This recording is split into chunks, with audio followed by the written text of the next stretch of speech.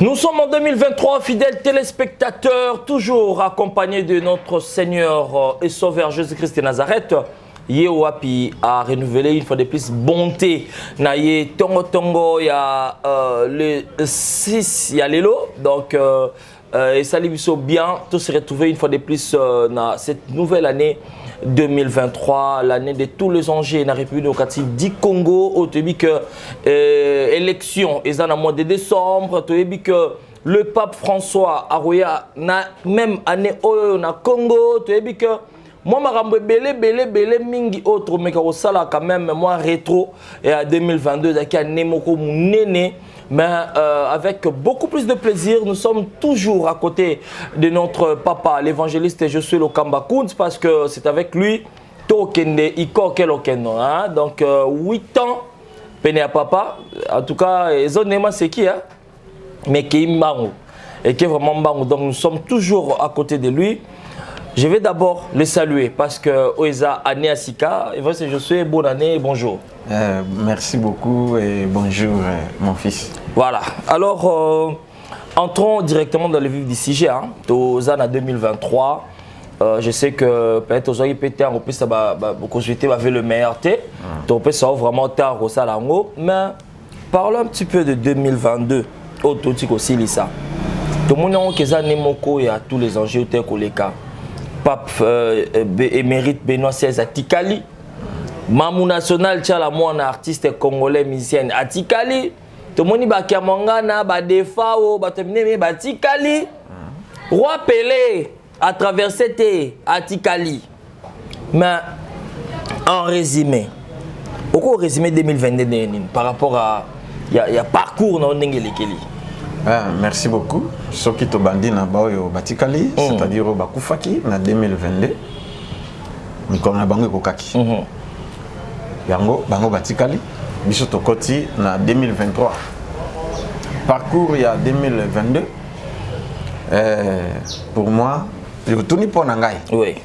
Pour Nangai est passé bien. Nzambe abateli. Nzambe Asungi, Nangai Nalibota et surtout la famille chrétienne, ceux qui me suivent de loin et de près aussi.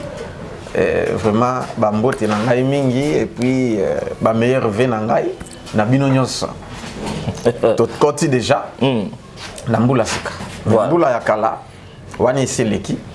Mais tous allez na réponse, c'est aussi déjà il y a 70%, donc 70%. Ok. Et ça, quand même, ils ont bien. Ouais. Attends la classe.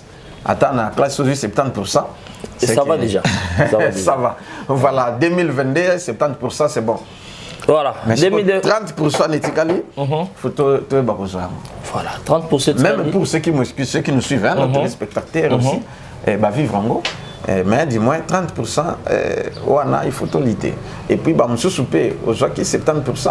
Mais dis-moi, c'est qu'il y a quelque chose encore qui reste. 2023 Amen. Voilà. Donc, les années 2022, tout bêtement les choses mais ils ont intéressé beaucoup plus. C'est le mois de novembre et décembre parce qu'on a fait une seule émission pour le 2 mois en disant nous voulons voir Jésus. Nous voulons voir Jésus. Évangile Josué. Yesu wana Yesu yozaki na posato mona. Est-ce que bat ba moni? Ramasser ba image. Tindela Batou, il y a plusieurs témoignages, ceux qui ont vu Jésus, de loin comme de près, à l'église, et puis en dehors de l'église aussi, et à l'étranger, en Australie, et à Londres, Belgique, France, Allemagne, et Suède, et puis pays voilà, Asie, États-Unis, Canada, et Sukoyo. En Afrique, même en RDC. C'est-à-dire qu'il y a plusieurs personnes qui ont vu Jésus. Ils ont vu Jésus dans Ndoto, dans la vision, dans la songe, dans la farafara, dans la alors, que dirais-je encore? Il y a un lobby qui est bilan tango tunaki ezali 70%. Bon, moi 30% n'a pas moni souté bazali. Ah bazali. Bato ba moni pété bazali. Ba mususu ba moni physiquement mais na ba domaine na bango, na ba activité. Ba moni. OK. Alors, eza et c'est mingi. Voilà, ba bazwa ka mikanda te bazui. Oyo mususu kutu bazana bazemi déjà. Ba longola ba trompe ba ni tout mais Bah ça, c'est qu'on a basé. Voilà.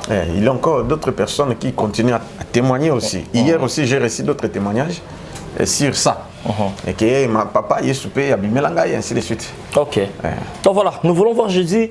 Ils qui vraiment très vaste, bien que tu crois aussi ça m'a sauté, parce que nous courons toujours derrière le temps. Mais les lots tous en mois de janvier. Avant le mois de janvier, nous sommes en décembre. Et vraiment, je suis au fait de Noël. Pour l'année. On a Moutounana attend Koloba, Otuna petit Josué à répondre. Est-ce qu'il avait fêté la Noël? Là, parce que c'est un enfant. Il te dirait que non, on ne fête pas. La Noël, c'est une fête démoniaque et diabolique. Sauf à Kangote.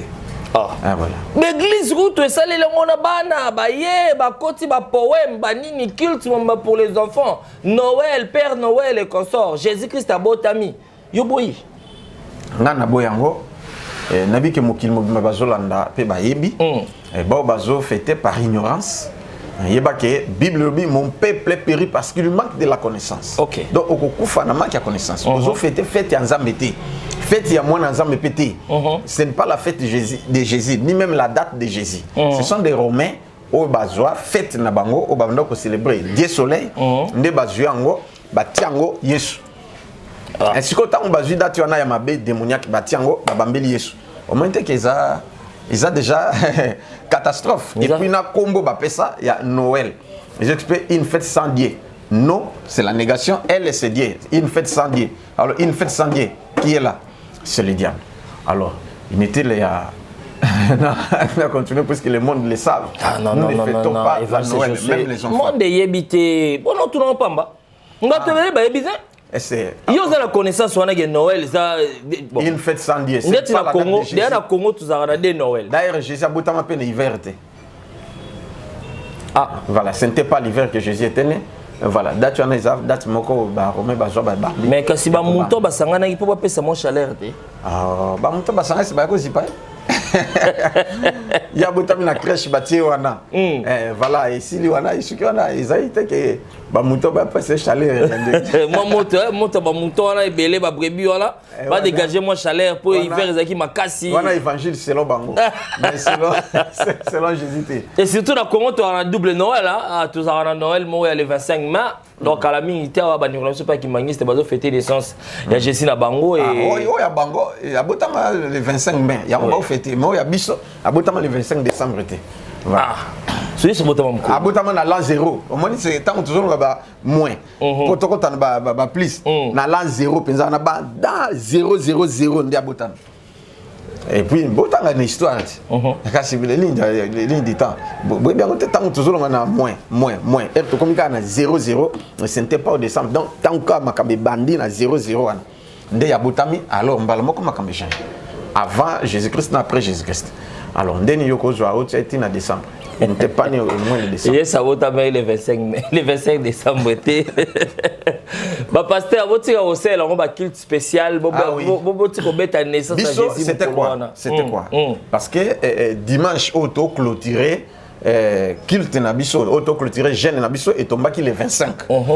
Bah alors jour en gros to célébrer qui Noël était, mais c'est là qu'il y a célébration, il y a clôture, il y a jeûne prière tout ça il y a 21 jours. OK. Un dimanche nous célébrons tout ça les Sainte Seine.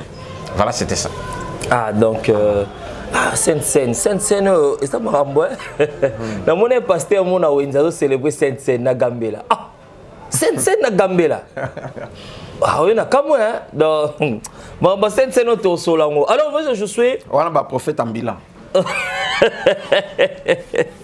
Ils sont là pour chercher l'argent. Voilà. Tara Sainte-Seine mena wenze. Ah non. En tout cas, vas-y de théma. Moussa de salam. Et bien c'est je suis. N'ebi que peut-être na temps na nyoso. Nzambe a zalaka na uzaka na mwa makoki, mwa mingi ya koyoka Nzambe ozana lito imoko eza facile koyoka Nzambe par rapport à ton sous ba rappelant vision na yazo tamusaka c'est le sentiment na ye nene mukile zo kendele. Mais Nzambe a interpellé na nini pour la 2023 net au bandi surtout dans le mois de janvier. Ok, merci beaucoup. La 2023 Nzambe a interpellé par lobelinga à lobi que année passée to sala ki yango te. Mais année il faut bo sala yango. Parce que bana nzambe mingi baza ko ignorer ba principe divin. Nga moko na ko sala oui, c'est bon, je le fais et j'avais fait aussi. Mais demain je comptais faire aussi celle. Mais nzambe non, l'année passée, tu avais oublié de le faire. Fais pour que mon peuple soit sauvé. Bas à l'épargner. Faire quoi? C'est la Pâque. La Pâque, ils allaient au mois de janvier, le 14 janvier. C'est la Pâque. Et non, on va pousser à mars, fin mars et avril. Évangéliste Josué. Voilà. Évangéliste Josué. Tika opposition. La ligne liturgique n'a pas début avril. Parfois le premier. Mais quand on a pas qu'ils allaient en hiver. Oh, Jésus-Christ a célébré. C'était en hiver. Si on suit comme avril, est-ce qu'en avril, hiver les alagato ici, yomoko loba. Et c'est si là. Bino bato bozana poto boyebi hiver na bino ndenge zali. Hiver les alagato. Pesi la kaka. Bon, tu vas avril en hiver peut-être. Non, hiver ici la nani. Déjà comme février, octobre, déjà octobre, avant mars c'est tout comme déjà hiver ici na mars hiver exaté. Tout comme avril et wana ba mo ibani tout ici. Hiver exaté. Ce qu'on tandis que Pâques oyo biso oyo eza na Bible ezali nde na hiver. Te fotanga non, fotanga poto ba eza na hiver, fotanga penza. Pesa biso verset. Po omoni batu ba baza la controversé te. To yeba na verset nini openezo la biso ke Pâques on eza na hiver. Bon, natanga Ancien Testament comme Nouveau Testament on a topé sa lumière na ba écriture. To bani na Exode. Exode chapitre 12. Boyo kasikoyo. Na bandi na verset à liboso. Nzamba lobi boyo. L'Éternel dit à Moïse et à Aaron dans les pays d'Égypte. C'est moi ici, ça sera pour vous les premiers mois. Nana lobi Nzambe. Il sera pour vous les premiers mois des mois de l'année. Janvier. OK. Na sauté, hein. To bandi na verset à liboso. Yo kutanga mobimba, tina verset 28. Na sauté. 18, hein, verset 18. Les premiers mois, les 14e jour du mois, au soir, vous mangerez les pains sans levain jusqu'au soir du 20e, hein, au 20e et 1e jour. Bobby, les 14e jour du premier mois. Natangi na motkanda ya nombre. Hein, bolanda siko bien, bolanda nombre chapitre 28, verset 16. Et l'obinin. Nombre chapitre 28 verset 16 à 18. Bible le Bible. Les premiers mois. Les 14e jour du mois. Ce serait la Pâque de l'Éternel. Rami. Na pesa otanga tonga. Malembe et Kembango. OK. Nalingi zonga na Exode ou expliciter bien parce que ils ont des pères dans la montagne. OK. Avant de gagner un nombre, bandera peine Exode douana chapitre 1. Exode chapitre 12. 12 pardon, 12 verset 1. Natangi verset 1 à 2. Voilà. Naobi nazo sauter pour na comprendre. Exact. L'Éternel dit à Moïse et à Aaron dans le pays d'Égypte. C'est moi ici, ça sera pour vous les premiers mois. Il sera pour vous les premiers mois des mois de l'année. Premier mois, il y a mois Yané. Si vous avez verset 18, il y a même chapitre 12 et lobby. Les premiers mois, les 14e jour du mois. Au soir, vous mangerez le pain sans levain jusqu'au soir du 21e jour. Les 14e ligne 14e jour du mois. OK. Donc il y a un nombre. Chapitre 28, verset 16 à 18. Nzamba Lubibu. Les premiers mois, les 14e jour du mois, ça sera la Pâque de l'Éternel. Donc, confirmant aussi qu'on a nombre 28. Ce sera les 14e jour du mois, ça sera la Pâque de qui? De l'Éternel. C'est quoi la Pâque que vous fêtez au mois d'avril? Est-ce que ça est ensemble? Bon, est-ce qu'on est qui? Parce que ça a apprécié à une date. Comme ils sont toujours les changer date.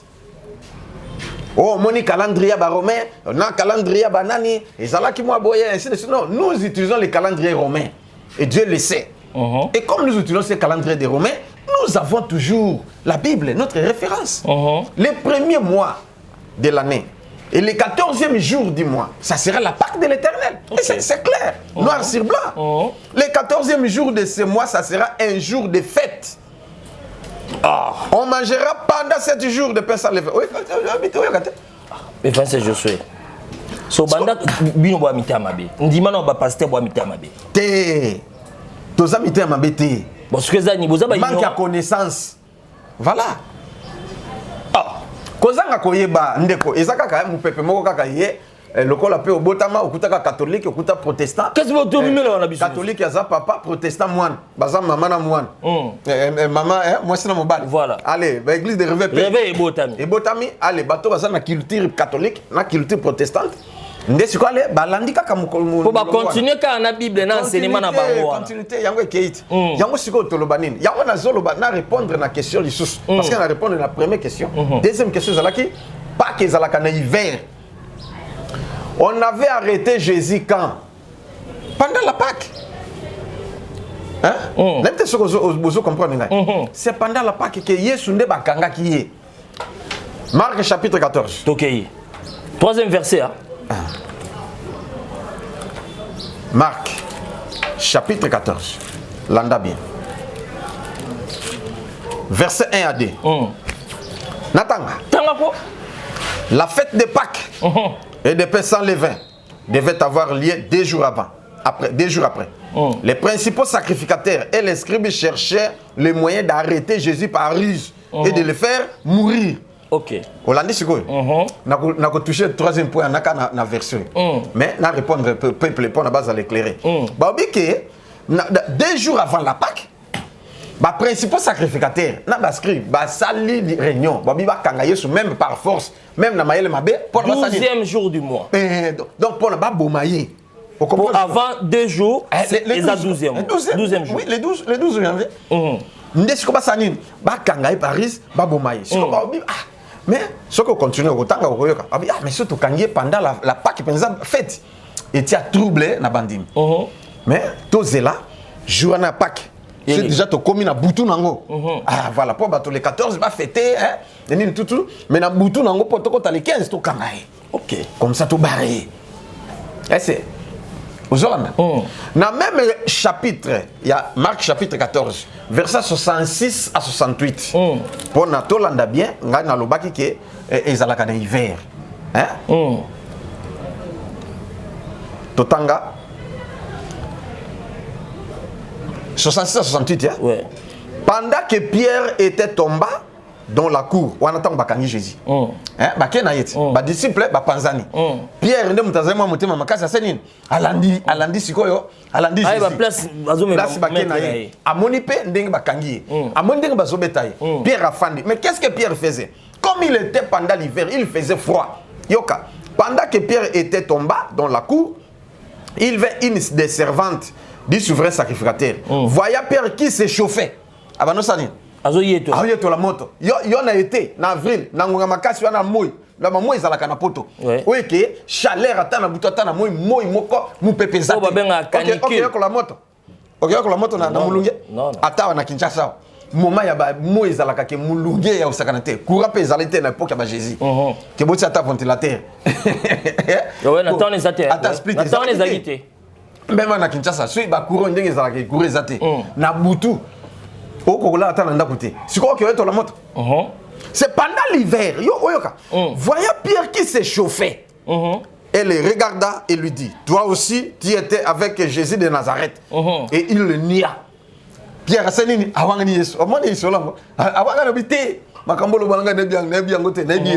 vous comprenez? Pierre s'échauffait parce qu'il faisait froid. Dans le Nouveau Testament, on continue à oui. Parce que c'était au mois de janvier. On avait arrêté Jésus au mois de janvier. On l'avait tué au mois de janvier. On l'avait enterré au mois de janvier. Il était ressuscité au mois de janvier. Na koti makambo pour comprendre que la Bible. Bon, yo pe na mayele na yo, era ngoyo na boy ba commentaire au finga ba. Hein? Tous à la responsable. Comment na mayele ozana ngo landa biso même en privé pose des questions nga na otu na boy. Elle est sous-montée. Parce que nga na yeba pourquoi Pâques faisait le 14 janvier, aussi longtemps au Fétarango le 1er avril. Et il y a mandala les pailles. Bon, n'en débat sur ça. Et il y a mandala la wana. Et il y a mandala la yesa côté de Jérusalem.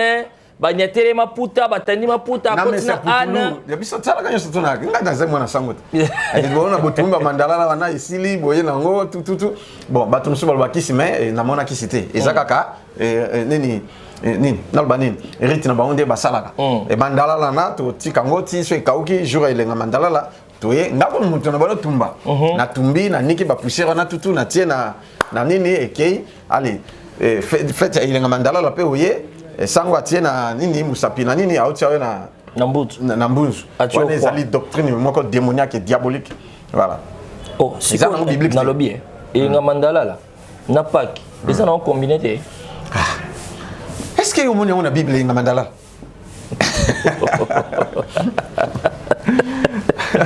et vas-y je sais ezali nde yesu tanga kotaki na Jérusalem nde siko bayambaki ye na ba branche banzete ya yine na bitape ya banzete na ba mandala la pona ko signifier sengo ndenge botsala na fête tika trouble ça comme si et vas-y je sais tika trouble tika ko troubler batou je ne trouble personne je sais que ceux qui ont l'esprit saint ceux qui sont loin ceux qui me suivent ils savent que ce que je dis c'est la vérité même les prêtres aussi les reconnaissent bien que ba mususu bazaka ancré topé branché kaka na nini non la doctrine na bango mais bon Bible il s'oppose même aux paroles des papes que non et tout changer Bible et tout il y a d'autres prêtres qui s'opposent à ça ils savent que non c'est une aberration ils ne peuvent pas accepter ce que le pape a dit malembe voilà to ke malembe na beto ke ikoke lokendo lelo le pene malembe bala terre na église il est réveil tout le monde a que avant Pâques bachaka mais culte même il va na mandala là na kata ba culte il y a dimanche avant Pâques tout le monde rango mandala le ye bazo fêter sikoyo tant ozo lo bageza la raté ozo monter ni on a besoin de trouble ozo lingo bimisa bat na logique auto mesana bana bomona pona ni na loyi ba église de réveil o ezo landa biloko wana ba pasteur théologien vous comprenez? Il y a bengami na nzambe te mais théologie ndé ya tangi théologie kuna na théologie protestante ndé bazola kisa biloko wana parce que protestant et ulta na catholique OK omoni ndé siko ata yone uzabo est-ce que vous êtes pasteur non vous êtes évangéliste non vous êtes prophète non vous êtes docteur vous êtes un simple journaliste kende hein vous savez non qui journalisme non mais kende kaka komisa na théologie protestante Kota sala cours à théologie, tant aussi ça va consacrer au pasteur. Même dans ma bingo pastorité, tu seras pasteur. Et voilà. Oh, il y a encore comme mingo. Ah voilà. Au moins siko. Bon ya bongo, ba tindami na molimote, ba bengami na molimote, ba bengami de na théologie, ba bengami na bateau, institué par les hommes. Voilà, c'est ça, établi par les hommes. Cela peut suivre n'importe quel vent. Ou alors bazola na makambo bazu ya una na théologie. Moi j'ai fait la théologie, mais je m'opposais au professeur. Il y a un professeur canadien, au Yamindele, au Canada, au Pessabiso cours. J'aurai le temps de parler sur ça. Nazana Basilabis, Manine, bon, mon amateur. Tu dis à téléméla. Na téléméli bango, parce que, comme il y a point, il y a pas le baquet, bon, on a fait parenthèse. D'accord, tu avances. C'est ça la grande distinction. On m'avait retenu comme le professeur et assistant. Mais j'avais refusé. Parce que, d'un côté, il y a hésité. Tant on a eu à côté, il y a ma camboyo. Oui, ils ont confirmé la parole. Je pense que c'est Bolangay. Au moins, alors, je m'opposais à eux. Pour nous colobaquer, point on a supposé qu'il y a plusieurs points. Mais au président la Silika qui ndé yango et puis colonne de nuit qui t'a qui même l'auditoire. Les alénines, Bazolo Bamoy, professeur Azotea. Après ça court. Et c'était filmé par une dame blanche aussi. Azo filmé. Alors, c'est quoi il y a le biboy. Soko ye pa na nzambe ata ndenge ni nzamba tika kabana nete bisoto ouais OK après ce verset o ezana Jean OK mais une chose à retenir le col nzamba tika kabana na été même maintenant l'enlèvement y est lelo to pe fin du monde lelo et que écoute on a lisou mais écoute même na likolo moi si o ça le kobo to pozo mela masanga to pozo mundo finga to ça la lisou en flagrant délit tu seras sauvé mais tu vas perdre la récompense. Tu seras sauvé, mais puis tu perdras la récompense. C'est-à-dire, on a sauvé, ok, Lola. Sur le Mabé. Yoka Kassina Loba. Lobi Mabé. Oh. Obiki, au père de récompense. Non, là, non, on s'attend fazer, mais Lola. L'essentiel, ok, na moto. On a Lola, ce qui est là, qui est aux anandako, au père de Ndakoana. Si quoi, on a sauvé. Donc, quand il Lola. Bat. Ouais, bah, zo sauté, na ba pasteur, na ba ninga, na ngam sou. Moi, j'ai pleuré. Non, c'est faux. Tant on va zovan na terme na tiens, c'est faux et archi faux. Oui, monsieur, tu peux me prouver? Oui, je peux te prouver. Matthieu, chapitre 25. Totanga. Ne totangiti. Que même éloignez-vous de moi, vous qui commettez l'iniquité. Je ne vous ai jamais connu. N'a pas ce verset, monsieur. N'a pas ce verset, monsieur. Bon, même ici, il y a d'autres qui vont demander à Jésus que Jésus, on avait chassé les démons en ton nom. On avait opéré des miracles en ton nom. On avait prophétisé.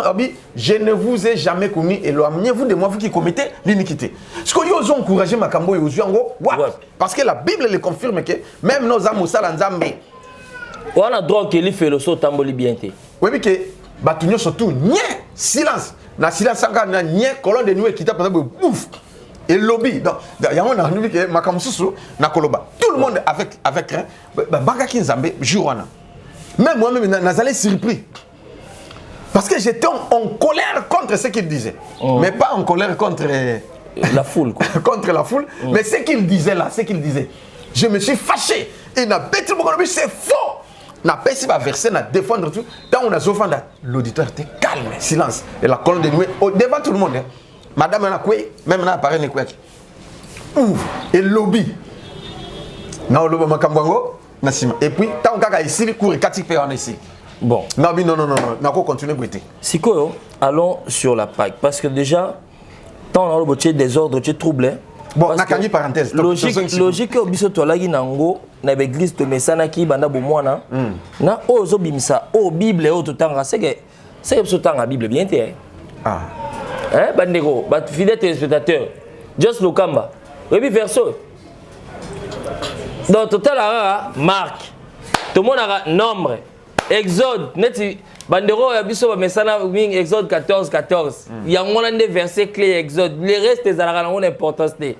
Maintenant la biloko e bima, c'est simple. Il y a le cambo recherche. Luka recherche ce qu'on lobby recherche au côté Zamba. Makamazamba zamba kama mulimo. Tu peux faire la Bible, tu peux étudier la Bible comme les témoins de Jéhovah l'étudient tous les jours. Les témoins de Jéhovah partent pour étudier la Bible. Et comme ils étudient la Bible littéralement, ils ont fauché. Il faut connaître la parole de Dieu spirituellement. Il y a un moment de sikoyo, makambo zo kufo bazo de la déraper ndé yango. Toke na molimo kasi.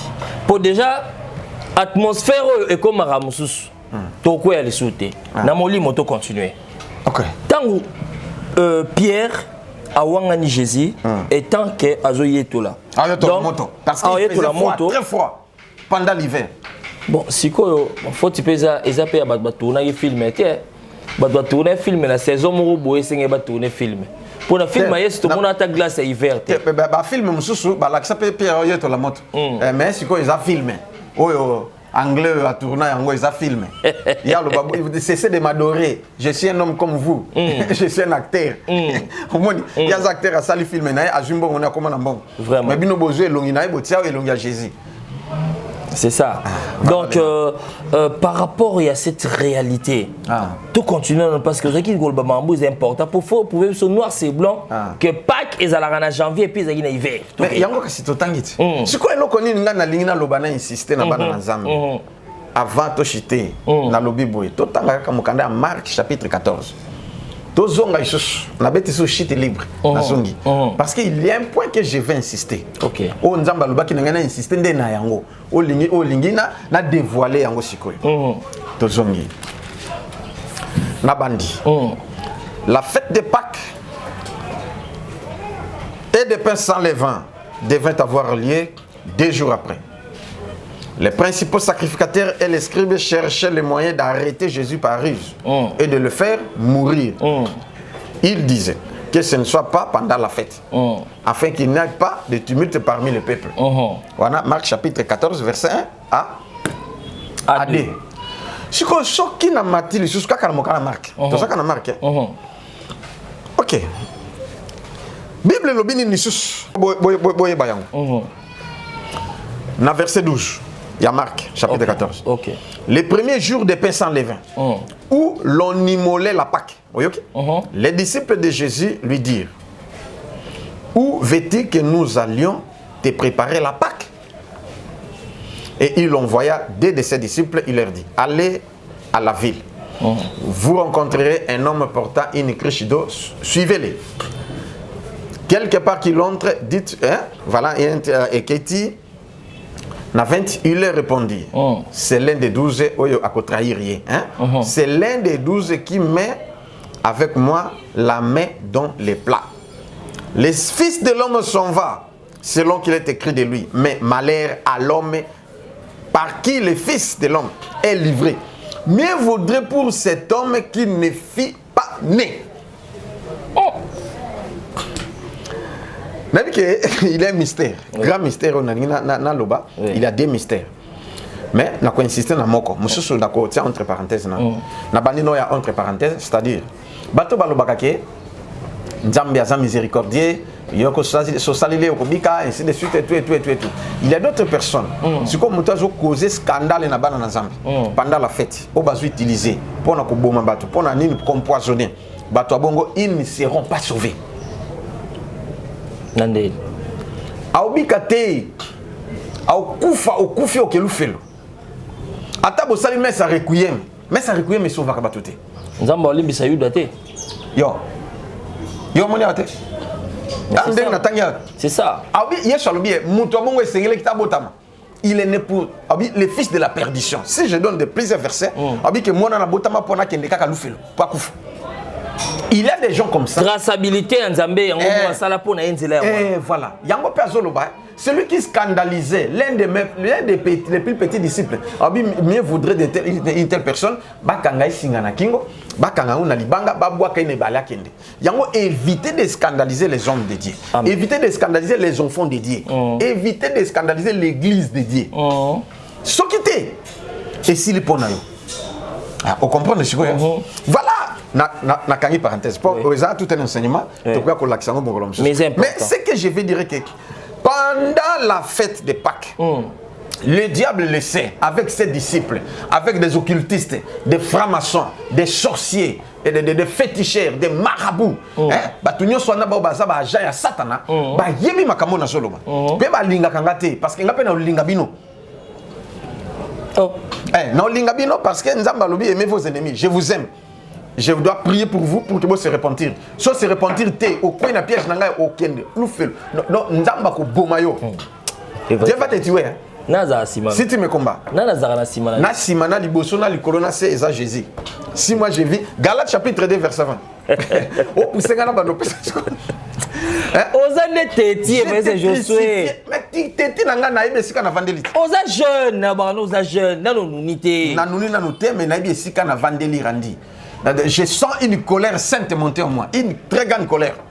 C'est en 2023. Oui, il y a ma casse sous animé na rage à Saint-Esprit. On va vous tuer, vous tous. Comme vous voulez combattre les enfants de Dieu, vous verrez. Je vais faire cette prière. Ah, merci. Ok. Pour na six, na bibe, na zolo babo. Na mukolo ya ba oyo ya décembre, diable a yebike. À partir déjà octobre, 10 décembre, à Salaka Bastis, na yepona a sacrifié bateau bakufa, on va fêter la mission na bateau na makila bateau. Mais bateau batimbela ye, o ba yebi, basalaka nini, au moins to bandi ba gêne, ba prière, ba nini tout. Moi azwa biso exaté. Comme fit aussi Jésus avec ses disciples aussi. Moi azwa exaté. Mais c'est en janvier. Bateau ba lembi. Voilà, c'est ça qui est animé par le Saint-Esprit. Voilà. Surtout comme janvier. Bah oui que non en janvier bateau ba continuer lembo comme ça. Allez, voilà. Diable a préparé. A préparé. Parce que moto bateau boti na des chambres dans décembre et zoaka maximum 2 semaines. Vraiment. La spiritualité. Okay. On comprend ce quoi? Ok. Maximum moi 2 semaines. Parce que tu vas se livrer, na kolia, comme là, nini, ambiance, kindumba, nini, c'est là tout. Bon, les mots même, il y a prié. Ainsi de suite, moi, te zo kita. Parce que moi, tu m'attaques et qui la mbala mon côté. Attends, le capitaine, ce qui est tout bien au tonga. To nini, mon pépé de kita, malin, petit, voilà.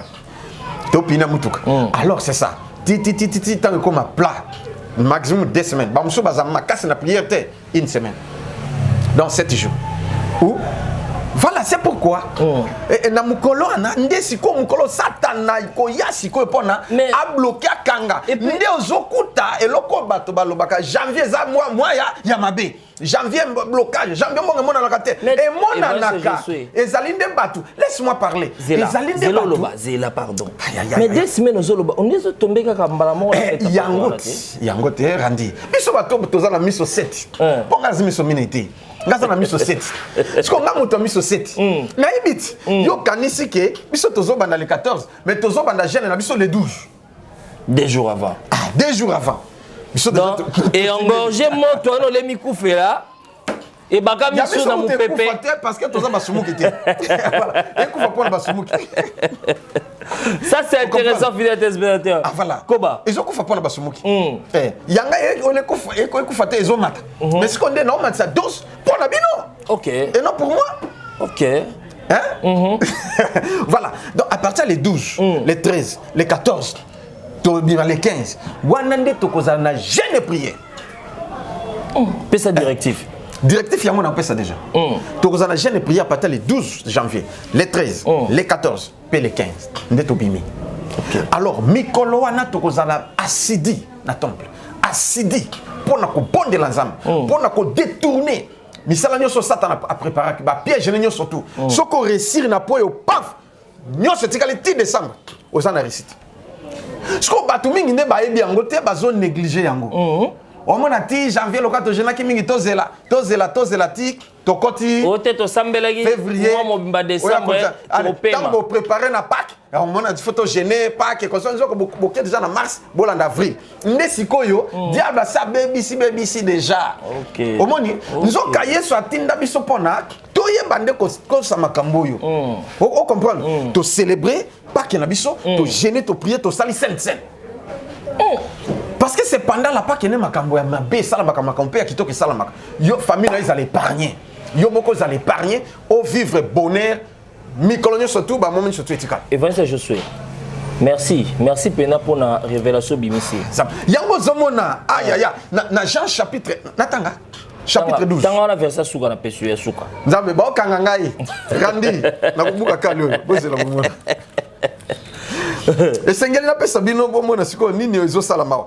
Jean chapitre 12 verset 1 et puis verset 10. Boyo kamakam. 6 jours avant la Pâque, Jésus arriva à Béthanie où était Lazare, qu'il avait ressuscité des morts. 6 jours avant. 6 jours avant la Pâque. Yokana verset 10. Tangana ta verset 10. Le verset 10. Yoka.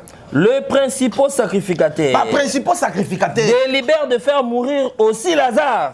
C'est quoi nga mona lobi boy bas asala nini baba resu nani Lazare mais c'est quoi 6 jours avant la Pâque ba tripe décision mais Lazare peut il faut kufa il faut to boma ya olaksani ya akufa ka sekwi siko ba to mingi ba okende pas jamais il faut to boma yango zomona ndeko soki ba zuko boma yote on kota malade moko sakana te entreprise no ozalaki ni esimba te mona ke ekweli susu ozalaki na ba promesse consomme ba promesse lala osala ozalaki na ba projet bien 2023 okoti omoni makambe fungami mais makambe ko lala lisusu yebisa moninga na fungola misu si vous me suivez si vous êtes en groupe dis à ton voisin ouvre les yeux mais verset je suis nga esenga pasi na kangi bible oui pas esenga pasi bolanda prédication na biso je vais parler oui pas esenga pasi na mo be yo fo esprit wa bina mtama be fondi magyo mtama be to sali na près de 8 ans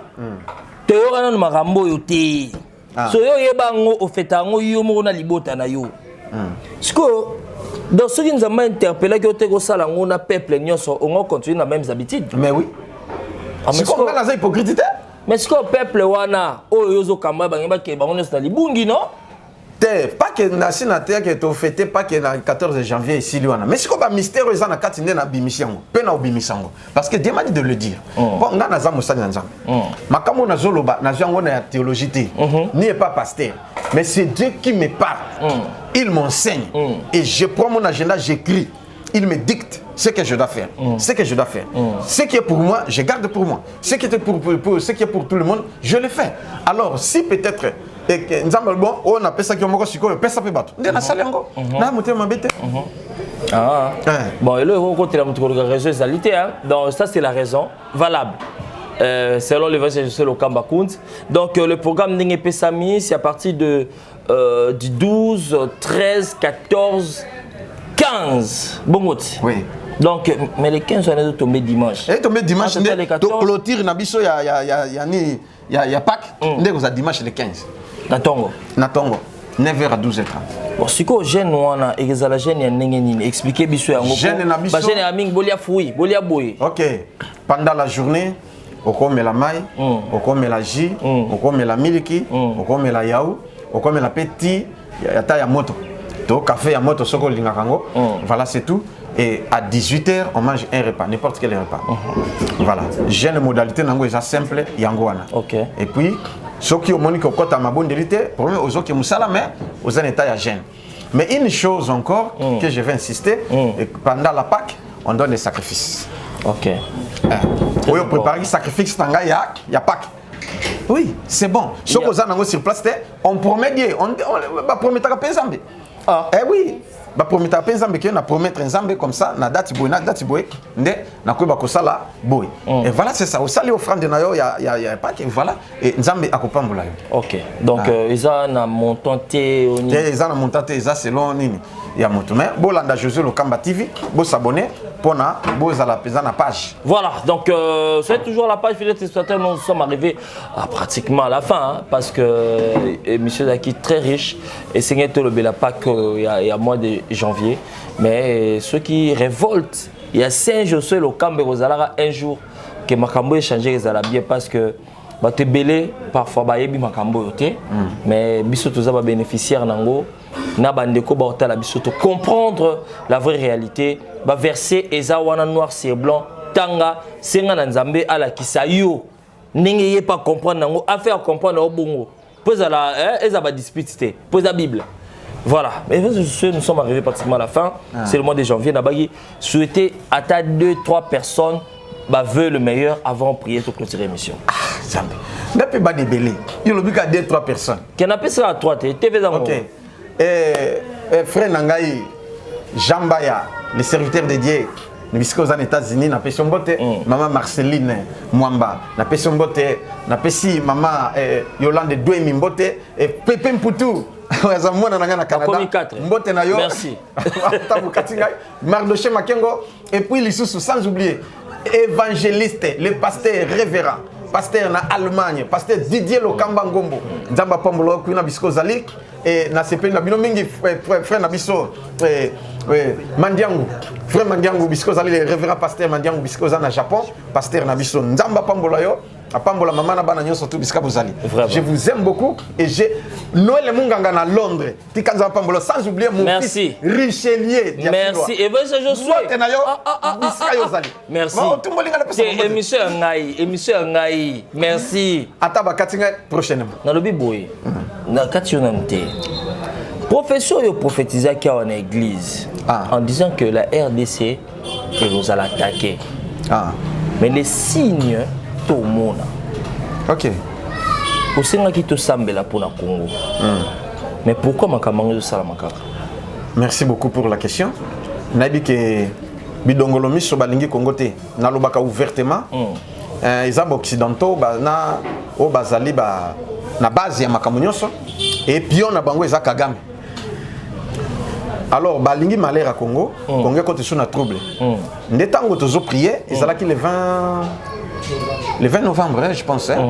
Oui, le 20 novembre, quelque chose comme ça. Pendant la prière, Ndenzamba Talisinga. Et puis, na lobby yango. Nabi Zalina Makambo Bazolengela. Pona ba boma mokonza mboka. Or, eloko bongo tolbu tolingi yango te poni ba bomako ya mindele kuna te. Kaya bisonde ba bomaka. ya biso kokufa te nzamba talisinga même na ba ville na bato bakokanga bango awa na Kinshasa ba viser Kinshasa ba viser Lubumbashi ba viser ba Congo et puis na ville mosusu ezali 4 villes o ba viser pona ba sala nini ngwa et nzamba a démasqué bango pe ba kanga bango et si to dit si to fait et ko kokisama hein mon nomi bato bango bakangi bango et puis tali susu et uti suna Lubumbashi ba uti suko ko kanga su ba mercenaires français na bato mususu pe o bazali dino bakangi bango na ba arme ba linga ba sa su coup d'état su musukuna et ainsi de suite pour dire que nzamba zali to beti to lote mais to beti ndezi yesu tolo que amonaka pe asalaka voilà alors makamba guerre ici là nango ce qui est révélé condamné donc yo bakangi bango eza vraiment malamu je suis nous sommes arrivés pratiquement à la fin. Une prière, même une courte prière pour nous connaître, mais tu vois que la prière est au fond le mois de janvier et qu'au fond l'année 2023 pour nos téléspectateurs, pour nous battre sur base de chance Orlando Absolument. Merci beaucoup. Bino bato yo botuti libaku malamu pour na to solo là na nzela ya itando soki o lingi o juma inayo topé mafuta nayo huile d'olive nayo o simbi na sala prière. Mais avant ça, na bi ke ba numéro na ngai yangwana nazalaki beaucoup occupé bato mingi ba mankaki ngai na ba appel na ba message pour nazalaki vraiment sidi na prière.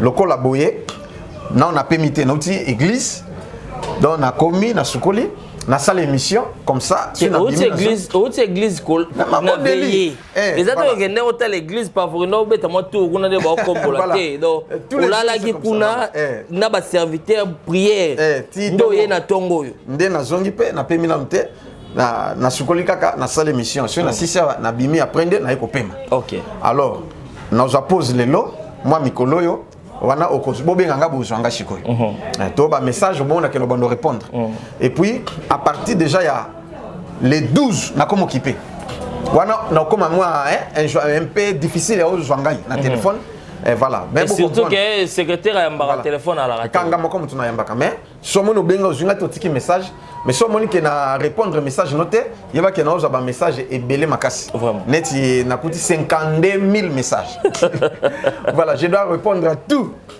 voilà donc si on a répondu que tu as répondu si on a répondu que gloire au Seigneur voilà alors voilà na s'excuser ce qui au manka kingai très bien la téléphone suite ya ba prière on a ça qui très bien alors lelo ndengo landinga ututu libaku malamu amen zwama inayo e zwama futa nayo simba ou soko lingi pe yango te sala kaneto simba maboko na ngai na sambela nzanga